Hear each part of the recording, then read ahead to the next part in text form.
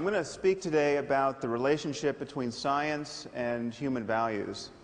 Now, it's generally understood that questions of morality, questions of good and evil and right and wrong, are questions about which science officially has no opinion. It's thought that science can help us get what we value, but it can never tell us what we ought to value. And consequently, most people, I think most people probably here, think that science will never answer the most important questions in human life. Questions like what is worth living for, what is worth dying for, what constitutes a good life.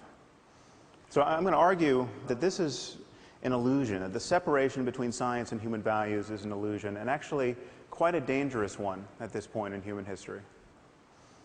Now, it's often said that science cannot give us a foundation for morality and human values because science deals with facts, and facts and values seem to belong to different spheres. It's often thought that there's no description of the way the world is that can tell us how the world ought to be. But I think this is quite clearly untrue. But values are a certain kind of fact. They are facts about the well-being of conscious creatures. Why is it that we don't have ethical obligations toward rocks? Why don't we feel compassion for rocks? It's because we don't think rocks can suffer. And if we're more concerned about our fellow primates than we are about insects, as indeed we are, it's because we think they're exposed to a greater range of potential happiness and suffering. Now, the crucial thing to notice here is that this is a factual claim. This is something we could be right or wrong about. I mean, if we've misconstrued the relationship between biological complexity and the possibilities of experience, well, then we could be wrong about the inner lives of insects. Okay? And there is no notion, no version of human morality and human values that I've ever come across that is not at some point reducible to a concern about conscious experience and its possible changes. I mean, even if you get your values from religion, even if you think that good and evil ultimately relate to conditions after death, either to an eternity of happiness with God or an eternity of suffering in hell, you are still concerned about consciousness and its changes. And to say that such changes can persist after death is itself a factual claim, which, of course, may or may not be true. Now, to speak about the conditions of well-being in this life for human beings, we know that there's a continuum of such facts.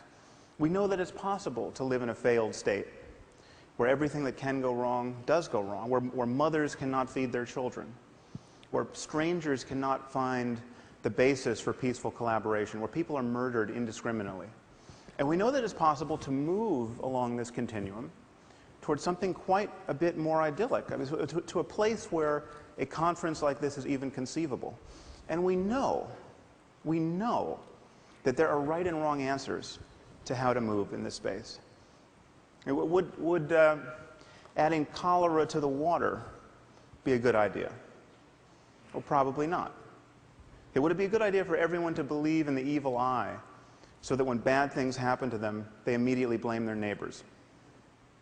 Probably not. There are truths to be known about how human communities flourish, whether or not we understand these truths. And morality relates to these truths. So in talking about values, we are talking about facts. Now, of course, our situation in the world can be understood at many levels. There's from the level of the genome on up to the level of economic systems and political arrangements. But if we're going to talk about human well-being, we are of necessity talking about the human brain, because we know that our experience of the world and of ourselves within it is realized in the brain. Whatever happens after death, even if the suicide bomber does get 72 virgins in the afterlife, in this life, his personality, his rather unfortunate personality, is the product of his brain. Okay, and so the contributions of culture, if culture changes us, as indeed it does, it changes us by changing our brains. And so therefore, whatever cultural variation there is in how human beings flourish can, at least in principle, be understood in the context of a maturing science of the mind, neuroscience, psychology, etc. So what I'm arguing is that values reduce to facts about the conscious experience of conscious beings, and we can therefore visualize a space of possible changes in the experience of these beings. And I think of this as a kind of moral landscape with peaks and valleys that correspond to differences in the well-being of conscious creatures, both personal and collective. And one thing to notice is that perhaps there are states of human well-being that we rarely access, that few people access, and these await our discovery. Perhaps some of these states can be appropriately called mystical or spiritual. Perhaps there are other states that we can't access because of how our minds are structured, but other minds possibly could access them. Now, let me be clear about what I'm not saying. I'm not saying that science is guaranteed to map this space, or that we will have scientific answers to every conceivable moral question. I don't think, for instance, that you will one day consult a supercomputer to learn whether you should have a second child, or whether we should bomb Iran's nuclear facilities, or whether you can deduct the full cost of TED as a business expense.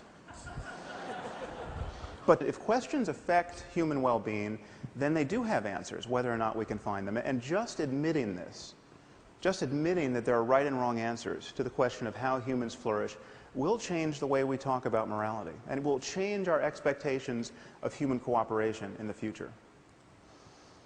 And for instance, there are 21 states in our country where corporal punishment in the classroom is legal, where it is legal for a teacher to beat a child with a wooden board hard, raising large bruises and blisters and even breaking the skin.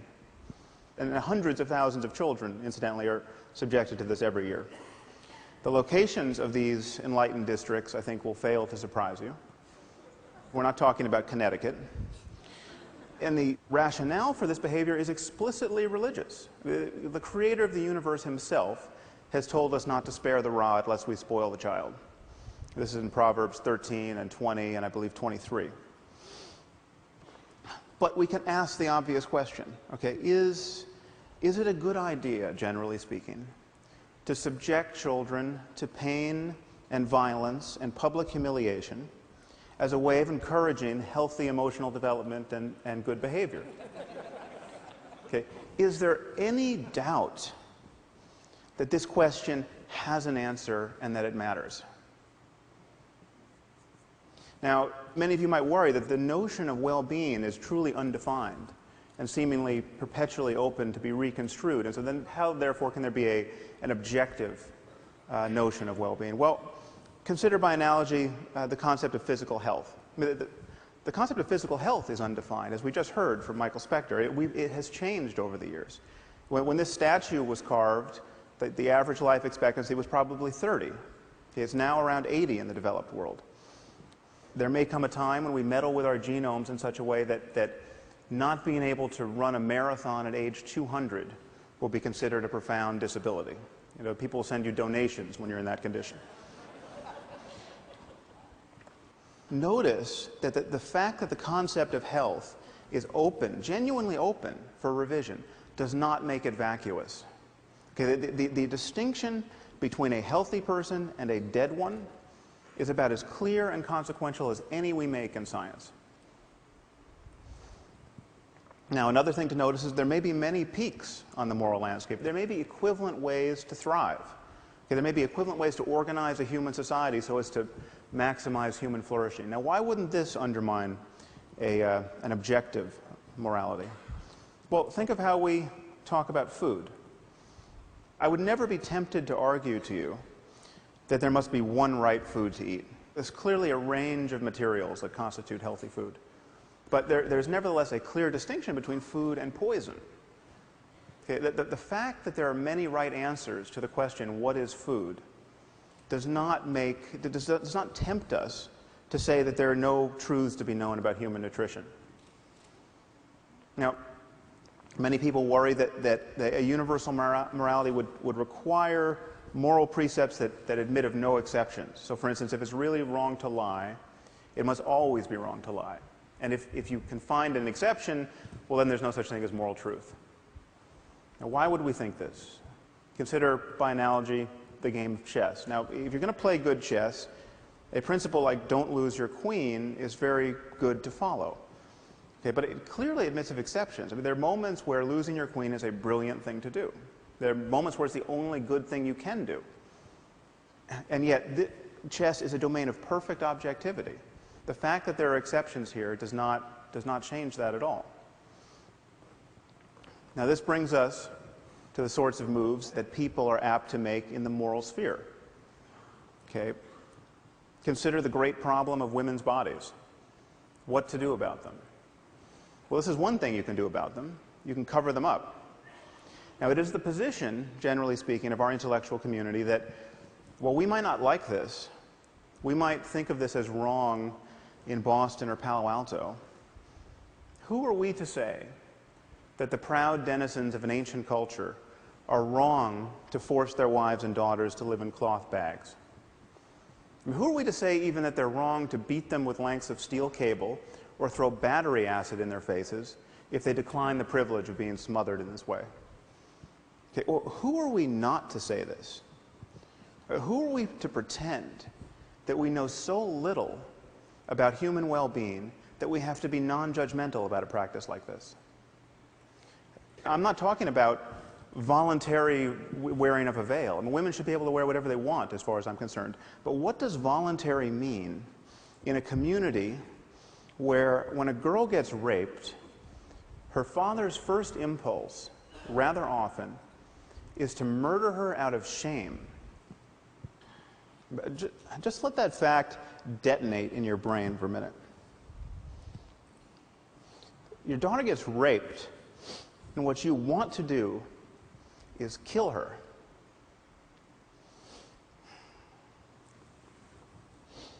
What are the chances that represents a peak of human flourishing? Now, to say this is not to say that we have got the perfect solution in our own society. I mean, for instance, this is what it's like to go to a newsstand almost anywhere in the civilized world. Now, granted, for many men, it may require a degree in philosophy to see something wrong with these images. But if we are in a reflective mood, we can ask, is this the perfect expression of psychological balance with respect to variables like youth and beauty in women's bodies? I mean, is this the optimal environment in which to raise our children? Probably not. Okay, so perhaps there's some place on the spectrum between these two extremes that represents a place of better balance. Okay?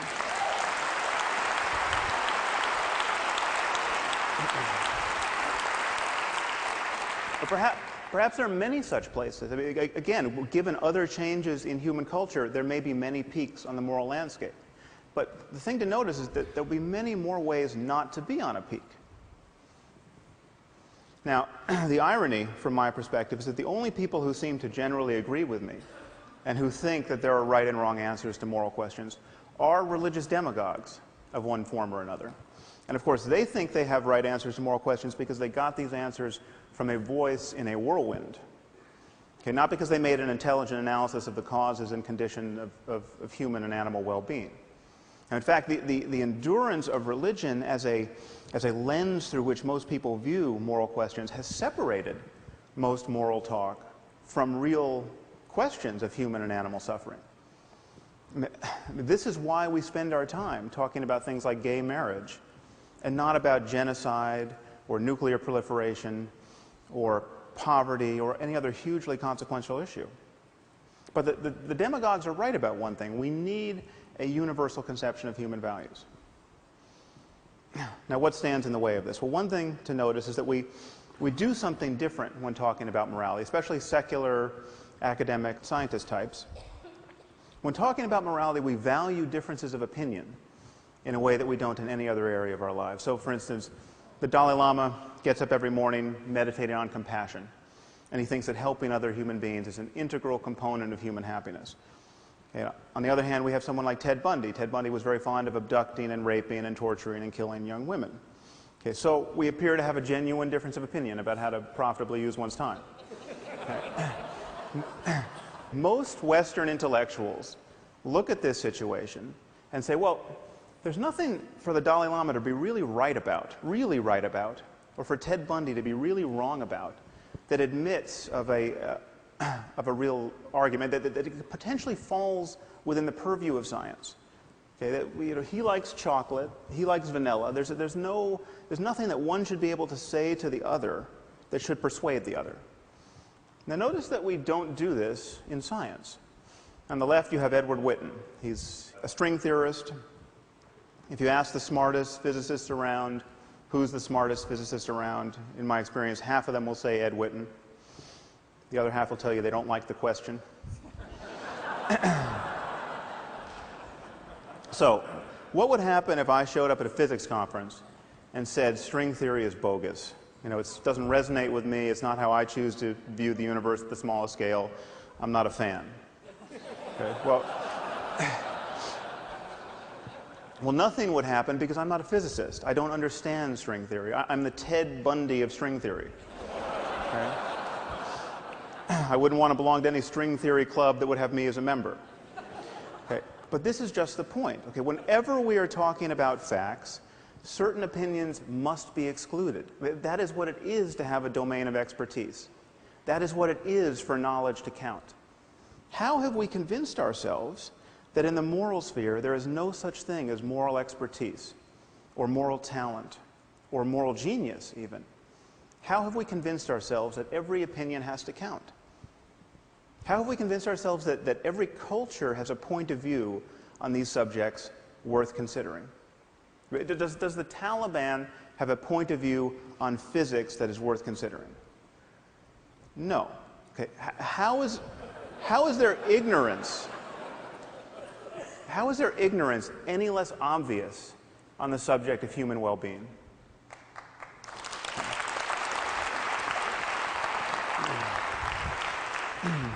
So this, I think, is what the world needs now. It needs people like ourselves to admit that there are right and wrong answers to questions of human flourishing. And morality relates to that domain of facts. It is possible for individuals, and even for whole cultures, to care about the wrong things. Which is to say, it's possible for them to have beliefs and desires that reliably lead to needless human suffering. Just admitting this will transform our discourse about morality. Okay, we live in a world in which the boundaries between nations mean less and less, and they will one day mean nothing. We live in a world filled with destructive technology, and this technology cannot be uninvented. It will always be easier to break things than to fix them. Okay, it seems to me, therefore, patently obvious that we can no more respect and tolerate vast differences in notions of human well-being than we can respect or tolerate vast differences in the notions about how disease spreads, or in the safety standards of buildings and airplanes. We simply must converge on the answers we give to the most important questions in human life. And to do that, we have to admit that these questions have answers. Thank you very much.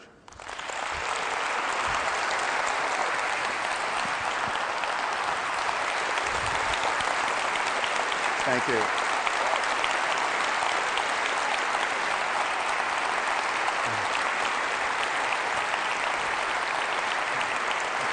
I've got a question. Sure.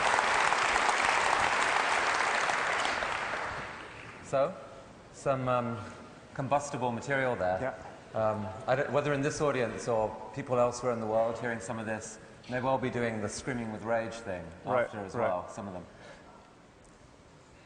Language seems to me is really important here. When you're talking about the veil, you're talking about women dressed in cloth bags. You know, I've lived in the Muslim world, spoken with a lot of Muslim women, and some of them would say something else. They would say, no, you know, this is a celebration of female specialness. It helps build that, and it's an expression, it's a result of the fact that, and this is arguably a sophisticated psychological view, that male lust is not to be trusted. Right. I mean, can you engage in a conversation with that kind of woman without seeing kind of cultural imperialist? Yeah, well, I think this is, I tried to broach this in a sentence watching the clock ticking, but the question is, what is voluntary in a context where men have certain expectations and certain, and you're guaranteed to be treated in a certain way if you don't veil yourself. And so if anyone in this room wanted to wear a veil or a very funny hat or tattoo their faces. Or, I mean, I think we should be free to voluntarily do whatever we want, but we have to be honest about the constraints that these women are placed under. And so I think we shouldn't be so eager to always take their word for it, especially when it's 120 degrees out and you're wearing a full burqa.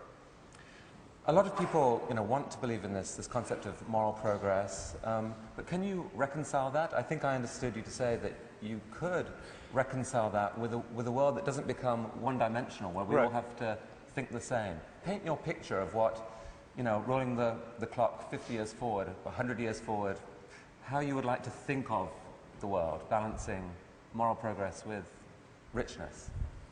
Well, I think once you admit that we are on path toward understanding our minds at the level of the brain in some important detail, then you have to admit that we are going to understand all of the positive and negative qualities of ourselves in much greater detail. So we're going to understand positive social emotion, like empathy and compassion.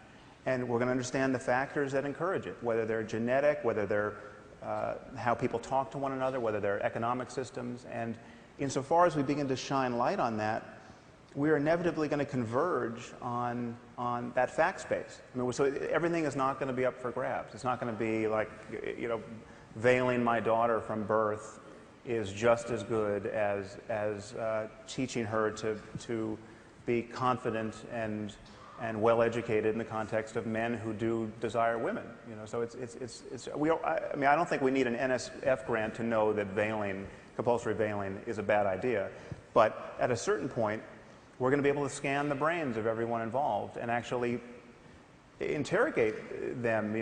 Do people love their daughters just as much in these systems? And I think they're clearly right answers to that. And if the results come out that actually they do, are you prepared to shift your instinctive current judgment on some of these issues? Well, yeah, modulo one obvious fact that you can love someone in the context of a truly delusional belief system, so that you can say, like, because I knew my gay son was going to go to hell if he found a boyfriend, I chopped his head off, and that was the most compassionate thing I can do. If you get all those parts aligned, yes, I think you could probably be feeling the emotion of love. But again, then we have to talk about well-being in a larger context. And it's all of us in this together. It's not one man feeling ecstasy and then blowing himself up on a bus. Sam, this is a conversation I would actually love to continue for hours. We don't have that, but maybe another time. Thank you for coming to TED. Really an honor. Thank you. Thank you.